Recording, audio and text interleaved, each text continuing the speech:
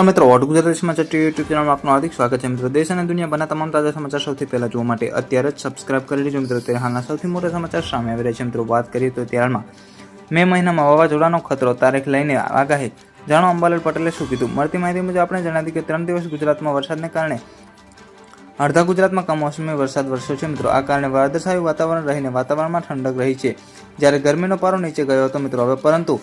હવે ગુજરાતીઓને honeymoon period પૂરો થઈ ગયો છે મિત્રો।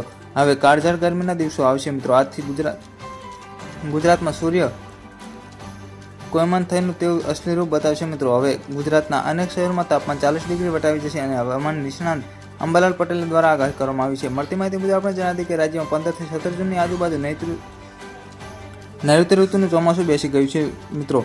ચોમાસામાં નિકોબાર 17 થી 24 વચ્ચે ચોમાસું બેસી શકે છે। ચોમાસું બેસ્યા બાદ 20 થી 25 દિવસ નૈઋત્ય ચોમાસું ગુજરાતમાં પહોંચી શકે છે। મળતી માહિતી મુજબ આપણે જણાવી કે રાજ્યમાં ખેડૂતો માટે સારા સમાચાર સામે આવી રહ્યા છે મિત્રો, કારણ કે રાજ્યના ખેડૂતોને હજુ સુધી કમોસમી વરસાદનું માર સહન કરવું પડશે અને કમોસમી વરસાદના થવાની અંબાલાલ પટેલે આગાહી કરી છે મિત્રો। અને 30 એપ્રિલ સુધી બરબાદીનું માવઠું વરસી શકે છે મિત્રો। પલપલની માહિતી વિડીયો મળતી રહેશે। વિડીયો ગમે તો લાઈક, ચેનલ સબસ્ક્રાઇબ કરવાનું ભૂલતા નહીં।